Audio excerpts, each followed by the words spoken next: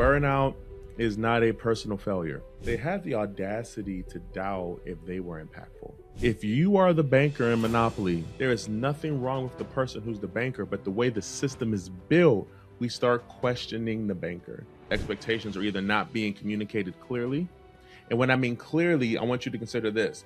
You can purposefully be unclear, but do you have capacity to hear and talk right now? Because I know you probably got stuff going on.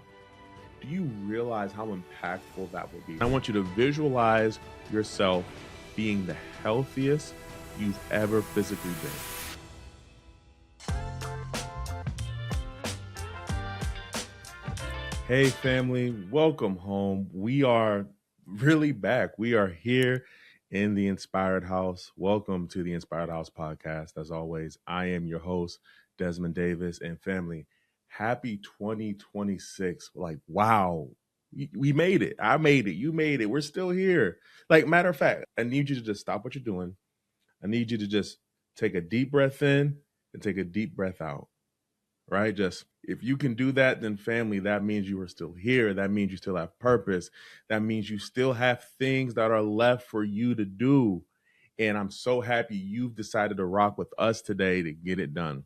So this is our inaugural episode, bringing back the Inspired House. And really what we want to focus on is just giving a quick lay of the land of what is going on here at the Inspired House, what we got going on, what we're cooking up. If you've been one to follow our content, you already know that we cover a lot of things. But recently, in the past couple of years, we have especially focused on this idea of burnout. Now, before we even get to that, we have a couple of other things that we just housekeeping stuff that we want to get ready for you. And I hope that is okay. So one of the first things that I just want to make sure that we get established is just that we establish our core beliefs, family. Now, if you're listening live or if you're watching the recording, I want you to drop the word core belief. There we go. We already see people doing it. Yes, the Inspired House podcast is recorded live. We record every week. And if you want to be a part of that, go ahead and just check out our school community where you can be a part of the Inspired House podcast. You can sit in on the amazing discussions, the interviews we do with phenomenal and impactful people, professionals, those with amazing stories. And as always, it's totally free to you. Now, what I want to get into is just our core beliefs. Here at the Inspired House, one of our core beliefs is that we are better together. And the focus behind that is the idea that when we are in community, when we are collaborating with one another, when we are taking the time to explore ideas and be in relationship, when we are connected, we are better together. Another core belief that we have here at the Inspired House is this idea that burnout and how it shows up is not a personal failure. I'm going to say that again, just in case. Burnout is not a personal failure. If you don't believe me, let me tell you a story. There was a point in time where there was a young professional who just started their career in higher education, right? And that young professional decided they wanted to go to school to get their master's degree. If you don't know, when you work in higher education, you have the ability to get some benefits and get a little extra help. And one of those benefits is that you can get your schooling paid for. Not a bad gig, right? So this professional that I know made the trek every night. Well, not every night, 3 times a week after work, leaving work probably about 4:30 and booking it to get to class at 6 p.m. every Monday, every Wednesday, and every Thursday for 4 years straight.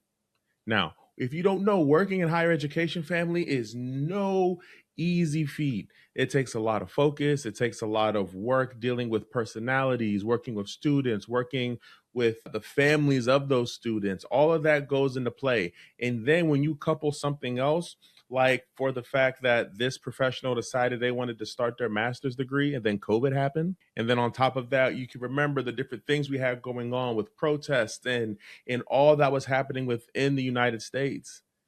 And this professional, their unique role was they were responsible for navigating that.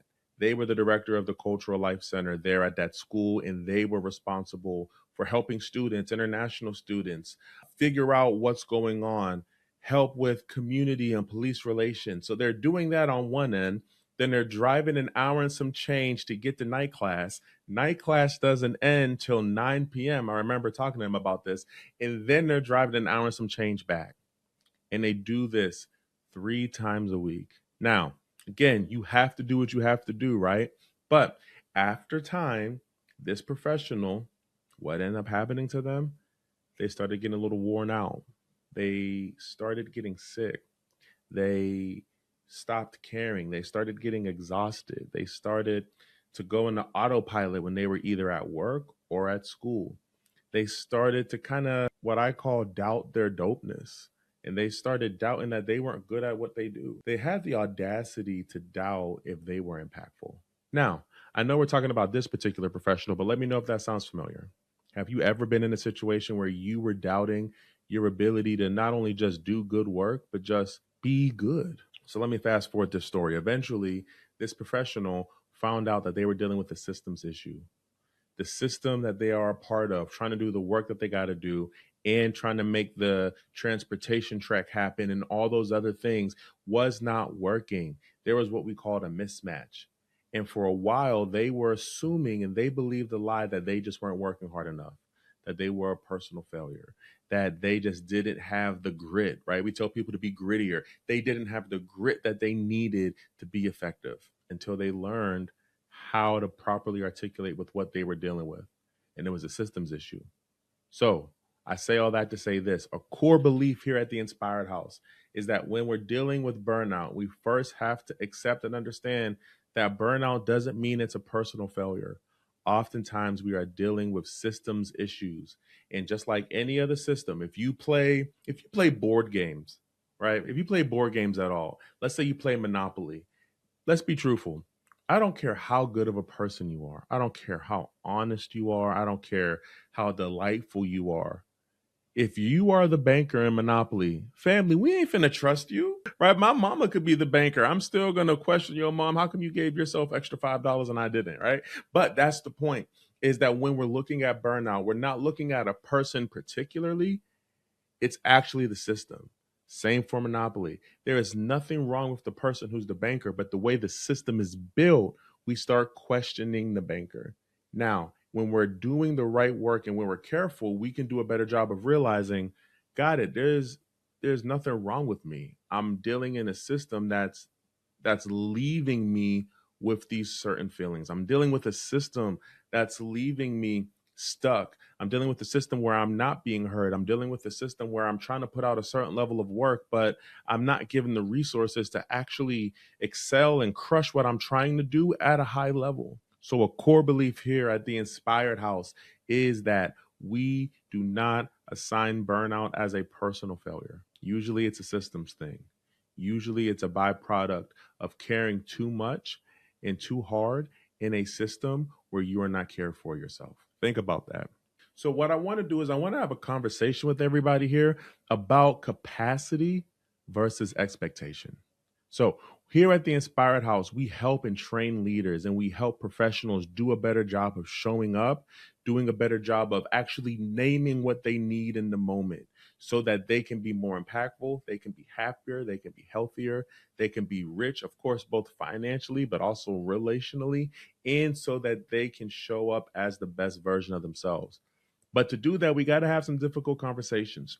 Now, do you remember it was very recent. Do you remember the strike that was going on in New York with the New York nurses? Have you seen some of the picket signs? Have you seen some of the what's the word? Some of the signage going around? If you have, you'll see then that what we're talking about is very real. When you notice the New York nurses, here's the crazy part that was kind of wild to me, is they weren't just talking about money. Did you see that? They weren't just talking about money.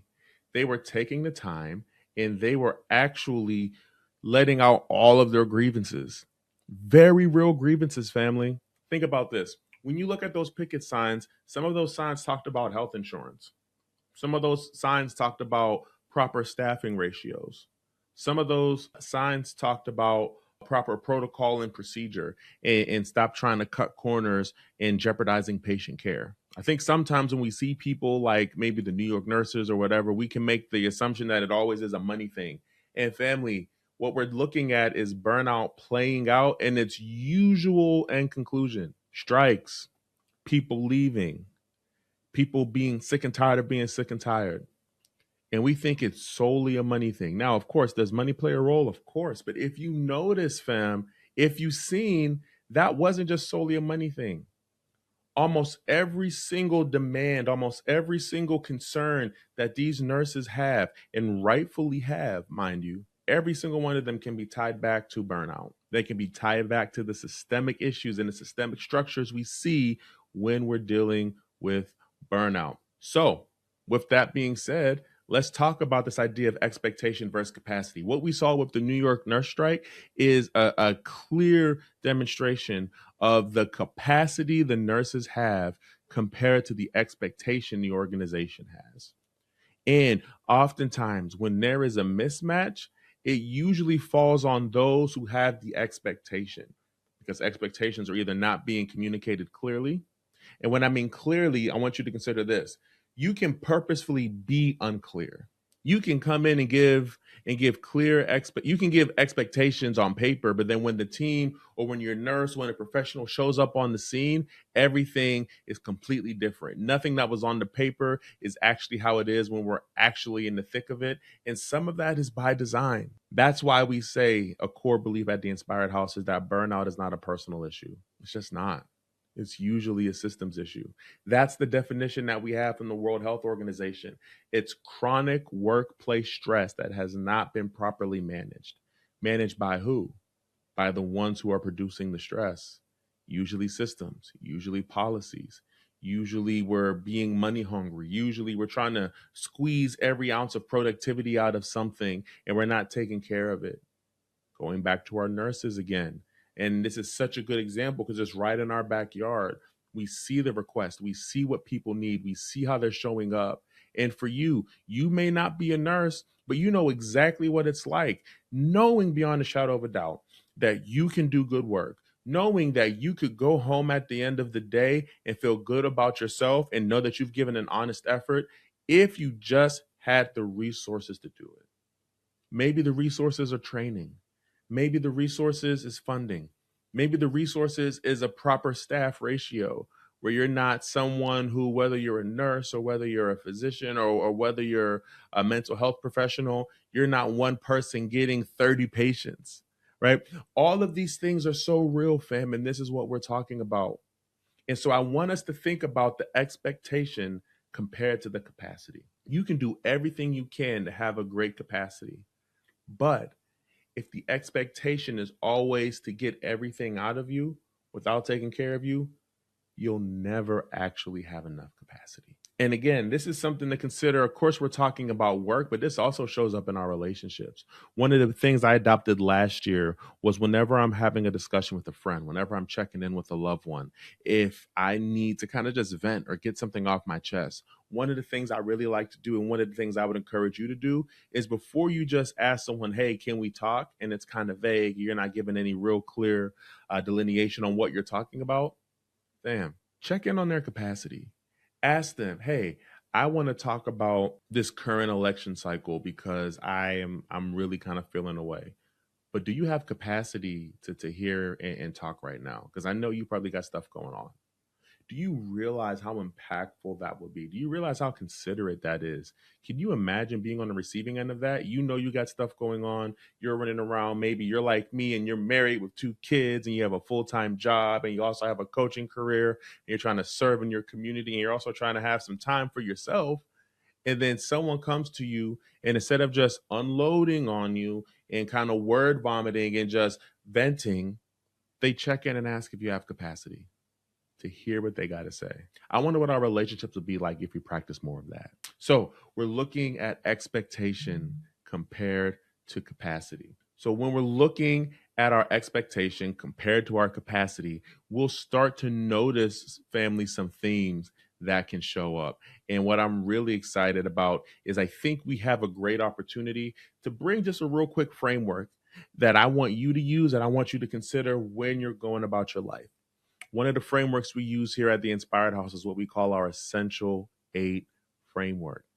Now, we call this place the Inspired House because it's not that we're some building somewhere. It's not like we're just some set physical location, but it aligns with our vision and our mission of viewing ourselves as people, right? Me and you, flesh and blood, that we're just not people, but we're a home, we're a temple. Just like any good solid home, any good solid area, there's multiple rooms, and these multiple rooms make up the different parts that make our personality. They make up our hopes and our dreams.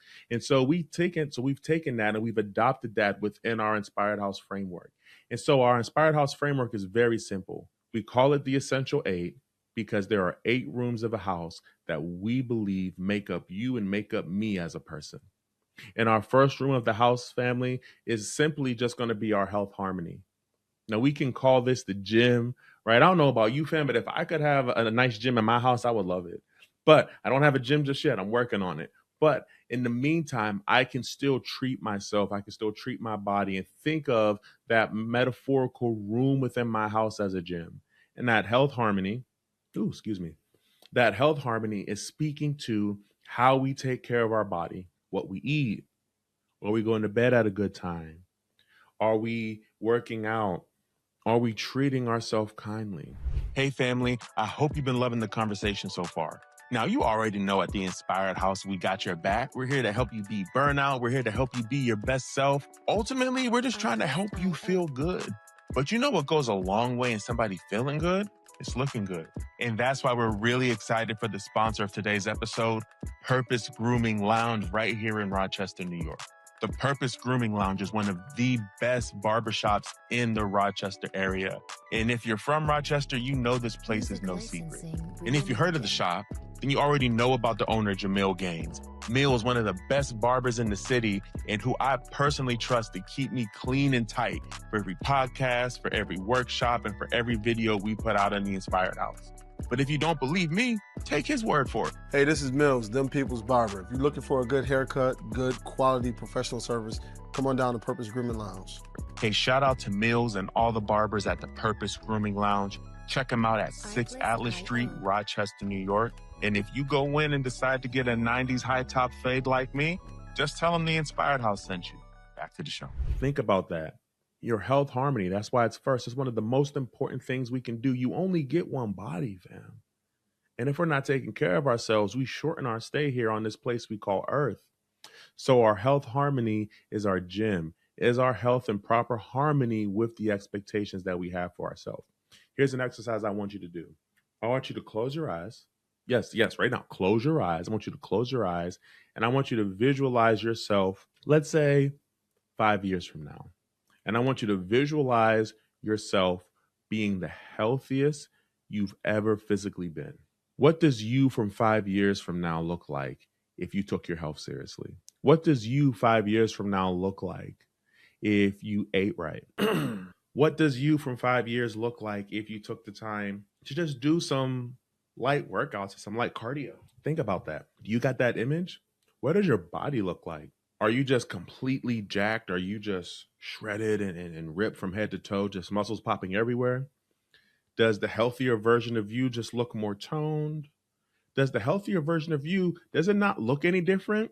But you can tell you're healthier because you have more functional strength. Maybe, you don't have muscles popping out, but if you have kids or nieces or nephews, you can easily pick them up. Or maybe you have a dog and maybe you want to hold your dog or whatever, and that's cool. But maybe, like the bend down and to get back up, your back starts hurting, your knee starts hurting. If your lower back's hurting, it's literally may not necessarily be that you have a lower back issue, but it may be because your legs, right, your foundation isn't as strong. And so your back is overcompensating for a lack of leg strength. I learned that from my trainer. So what does you from 5 years in the future look like? Think about that. And once you get that image, that's when we start working backwards. And we say, okay, what needs to be done to achieve this goal? I have the vision. I can see it. If you can see it, you can attain it. I see myself being healthy. I see myself being able to go on walks daily. I see myself walking up flights of stairs with no problem. I see myself becoming a jogger. Like, I like to actually run. Maybe in your neighborhood, there's like a group of people that run or they jog and you always wanted to join them, but you've never worked up the courage to do it. Maybe you 5 years from now can do that. And here's the beautiful part. It doesn't got to take 5 years. We go ahead and we say 5 years because, we give you enough time and then you feel comfortable really thinking and dreaming. But I want you to take that vision and now just bring it down to a year from now. Same vision, same idea, same aesthetic, same physique, all of those things you want to achieve, and just put it a year from now. And ask yourself, what do I need to do weekly? What do I need to do monthly to hit that goal? And if you can figure that out, family, you are establishing health harmony. Now, why are we talking about rooms in the house? Because at the end of the day, we see and we talk about how important community is. And for some of us, we have a very vast community, a very robust community. For others of us, maybe we're kind of a loner. And look, here at the Inspired House, we're not here to judge, but what we do know is either to build community or to build connections or to build friendships, right? Or to just be able to get through life until you can get to that point. You need to have a clear understanding of your essential eight. Your essential eight is essentially your values, right? We talk about them as rooms in the house because every room can be valuable. Depending on the quality of that room of the house directly dictates the value of that house. So, depending on how you treat your 8 rooms within your inspired house, your essential 8 can directly let me know how you view and value yourself. Because again, burnout is not a personal thing, but it can take advantage of people who have a poor personal life. People who've never taken the time to establish and create their essential 8. And health harmony is a great way to go. Let's jump to the next one, family. Let's do mental mastery. So, our mental mastery, fam, if we were going to define this as a room in the house, that would be the study. That's the library. That's where we're not only taking in knowledge, but we're taking in the experiences, the thoughts and the feelings from the things that we observe and we learn. They impact our way of thinking. They help our mental hygiene. They encourage us to think critically, to practice creativity, to build connections, and to practice curiosity. Our mental mastery is our mental health, fam.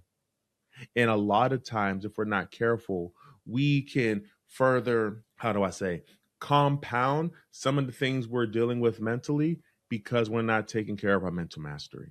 Now, that can look like practicing affirmations. Of course, that looks like doing therapy, counseling. Of course, that can look like one of the things I do. I don't have it with me, but I journal every day. I was not a journal person. I was not a reflection person. Let me be abundantly clear. I hated it, but it's become a part of who I am now. And because of that, I realize I'm way more clear-minded. I'm not struggling to have to keep things up here because I have it written down on paper, and it really frees you from being more present in the moment. Reflecting, journaling, doing things like those help our mental mastery. Reading, not just, of course, reading fiction, but also nonfiction. Learning these stories, observing these stories. And what you'll find is as you get good in one room of your essential 8, one room of your inspired house, it'll help another room. So maybe when it comes to maybe when it comes to our health harmony and we're looking at our life as a gym, maybe we're like, I'd go to the gym, but I just have a hard time. I don't got nothing to really talk about and I feel weird. Well, if we're working on our mental mastery, maybe there's a book that we picked up that was really intriguing. And so maybe when we're working out and we bump into somebody, we mention that. And before you know it, you built a friend. I promise you, family, people are still reading. And if you're just like, Desmond, I'm not a reader, that's cool. Use Audible. Use an audio type of book. Anything that can help our mental mastery so that we can keep our mind sharp. We can keep our thoughts clear and not cloudy. That's our mental mastery. Now, the next one, and this is where people, they start, if you get uncomfortable, you start clenching your toes, you start shriveling up. The next one is the financial foresight. Now, if we were going to define this as a room in the house, family, this is the safe, baby. This is where we keep that inheritance, that financial future, the money. But here's the thing, it's not just physical money.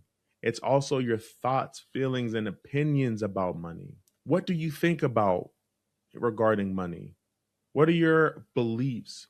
What are your values? What are your non-negotiables when it comes to money? People have non-negotiables when it comes to money. For some people, a financial non-negotiable can simply be, for some people, a financial non-negotiable can simply be that they do not take out credit cards. They don't believe in debt. They don't believe any debt is good. There is no such thing as good debt for them. For some people, their financial foresight and their financial belief and conviction can be they don't operate in traditional banks. They move money and they use things like their retirement accounts and investments and things like that. They live off of credit. Maybe they're a rich dad, poor dad enthusiast, and so they have those thoughts and feelings. Financial foresight. What are your thoughts and opinions? Maybe if you're in a relationship and you're married, what are your beliefs as a unit in terms of marriage and in terms of money? Marriage and money, ugh, those things get real dicey. Are you a couple where you share an account and both of your paychecks or whatever goes into one account? Or do you keep the money separate? Those are things to think about. Getting a clear picture of what that looks like is so important. So for your financial foresight, again, do the exercise again. Fast forward 5 years from now. What does the future you look like regarding money? What is it that they believe? What do they invest in? What are they saving towards? What are things they stop spending money on? What are ways that they're generous and they practice philanthropy? What are those things looking like for them 5 years from now? And then just work backwards. Now, with the health harmony, we said, okay, a year from now, do that. But this usually takes time, right? Money is very fluid, but again, it takes time to make money. So, what can you do working backwards 5 years in the future to now? What are the steps that you need to take? And if you don't know, fam, can I be honest with you? Let me make sure ain't nobody looking. Fam, ask ChatGPT. If you are struggling to come up with a financial foresight, ask ChatGPT. See what that looks like. Just do something to have something concrete. So, our next one is our personal progression. Our personal progression. Now, here's what I want you to think about when it comes to our personal progression. This is our garden, family. This is our work in terms of how we truly take care of ourselves. Now, I don't want to get this confused. I don't want us to get confused with our mental mastery. I don't want us to get confused with our health harmony, our personal progression. This is soul work. This is spirit work. This is how we take care of us, how we show up. How are we bettering ourselves? Maybe it's professional development. Maybe it's growing and learning. It could be all of those things. It could be none of those things. But at the end of the day, it's how am I, Desmond? How am I showing up? How am I taking care of me? The uniqueness of me and my personality. So for me, a very clear and strong part of my personal progression is my faith, right? That is a big motivating factor. This idea of being able to talk to God and have faith and walk in that type of thing really helps establish and motivates my personal progression. But for you, that might look different. What speaks to your soul? What is feeding you? How do you make that not just a one off thing, but a habit? How do you build that into your lifestyle? So, personal progression, again, we call it personal progression because it's so personal, fam. It's something that is uniquely tied to you, and only you know what that looks like. And you figure that out through reflection. You figure that out through quiet time. You figure that out sometimes as you figure the other things out. But personally, I would say that when we're looking at personal progression, we're really talking about that spiritual aspect. What is motivating, what is feeding, and what is helping your soul, what is helping and touching your spirit. Now, your family fabric, fam, if personal progression is the garden, your family fabric, that's your living room. That's where you're spending time with the family. This is your unique space, and this is your unique opportunity of what it looks like to be a family to you. And again, this isn't just solely talking about your blood family, even though that is a big part of it, but it's who you describe and call family, right? If you remember Fast and Furious, Dominic Toretto, my man figured he could do anything as long as he has family. My man was going to the moon off of not gas and muscle, but off of family. You feel me? And so with family fabric, we're talking about your living room of your inspired house. Who's invited into that living room? Who's allowed to be in that space? Who sits where?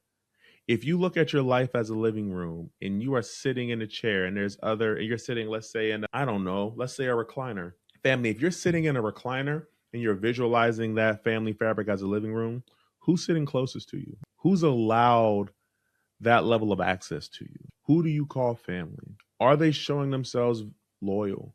Are they showing themselves honest? Are they showing themselves true? Your family fabric is the support, that net, those folk who stick closer to you than anybody else. So be careful with that. Watch who you let into the living room, right? Not everybody gets access to every room of the house. And so sometimes we got to audit people and we have to audit where they have access to. You know, back in the day, my granddad, we call him Pat. He had 2 living rooms, right, in his house. And one of the living rooms had the couch that had the plastic on it that none of us could sit on. It was so annoying. I cannot tell you how annoying that is. But that was something that was valuable to him. No one, not just any old person could go into that living room. Not just any old person could sit on that couch. If you were going to sit on that couch, you had to be clean.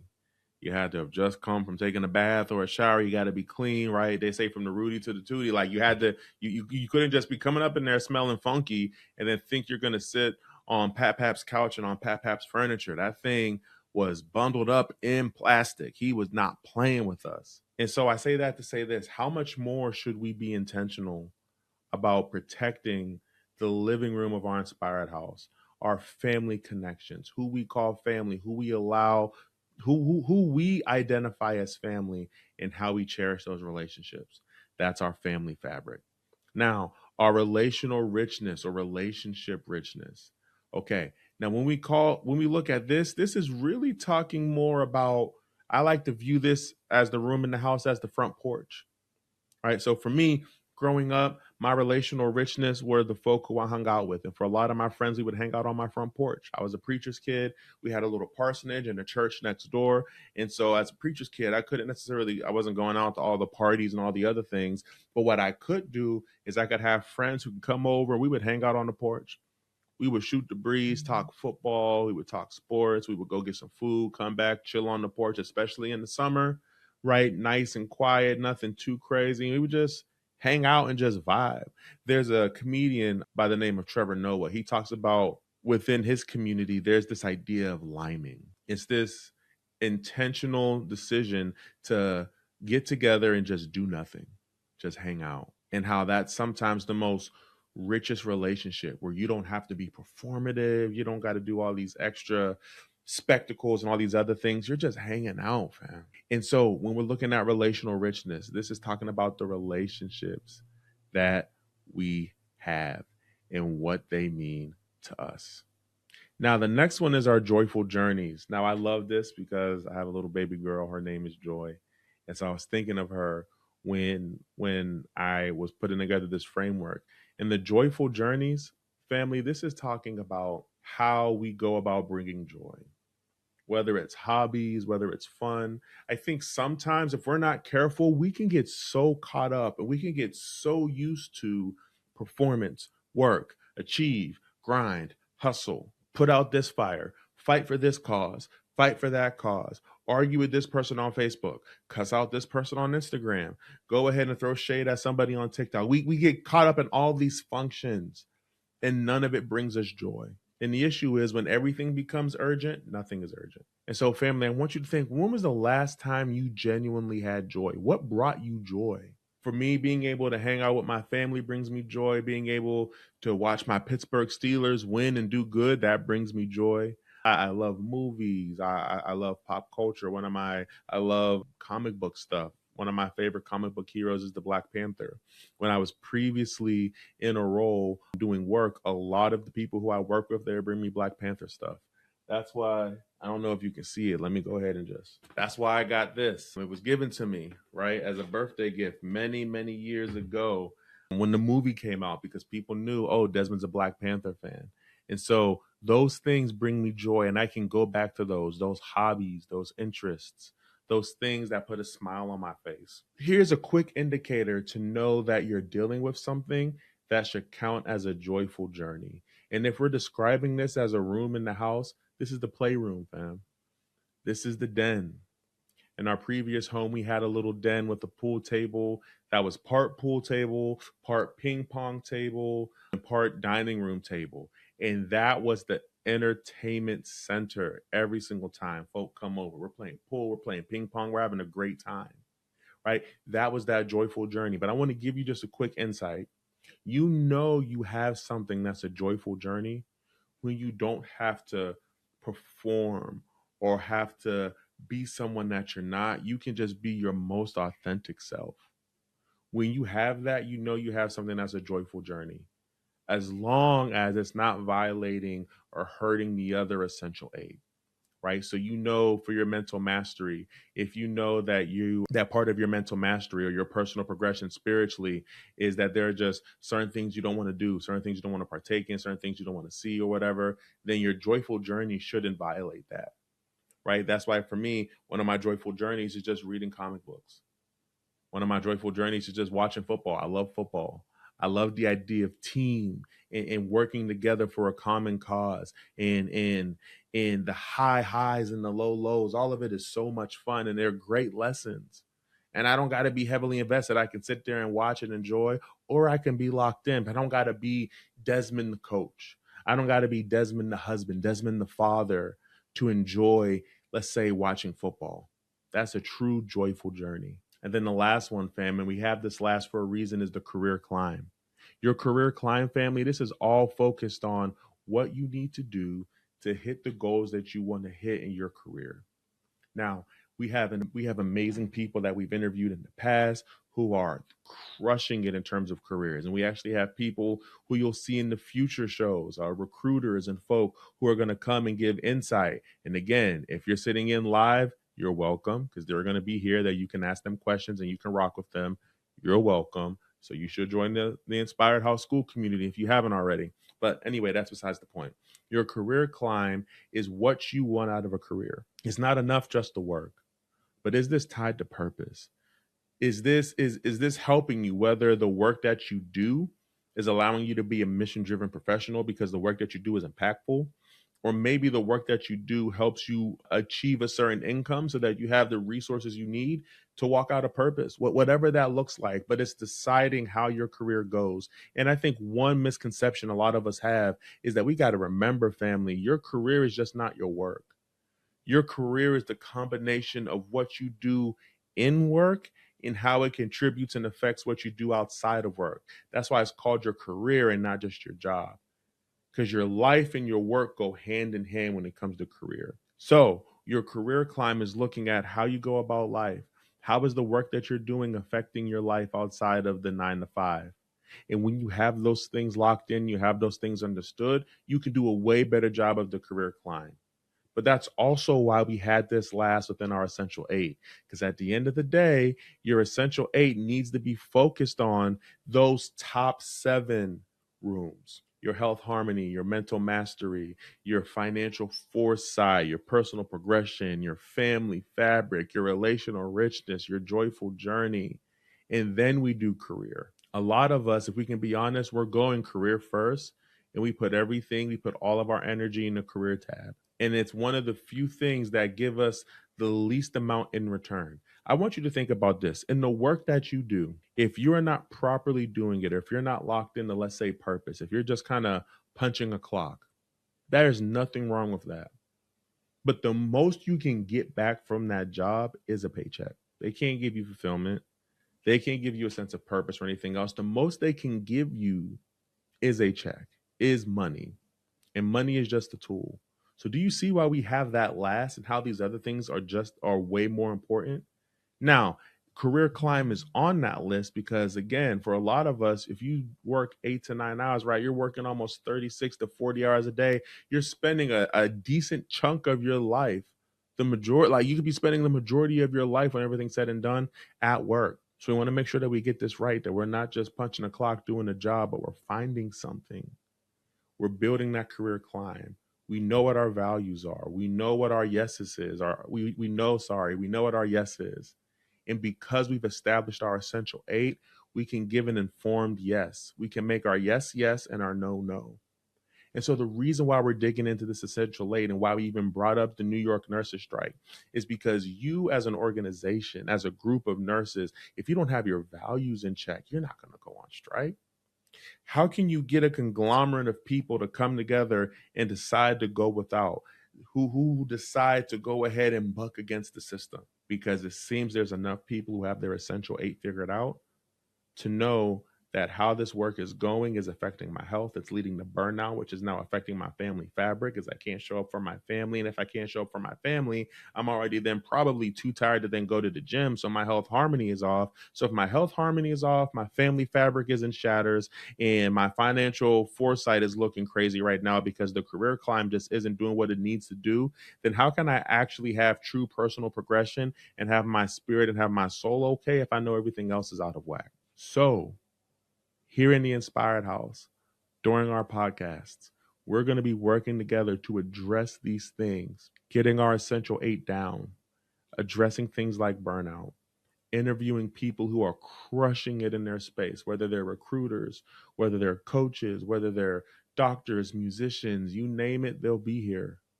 Not because we're special, but because the mission and the values and the goals of what we're trying to hit is just that important.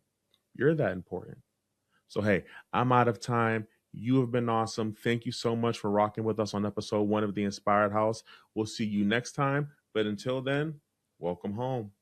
Peace.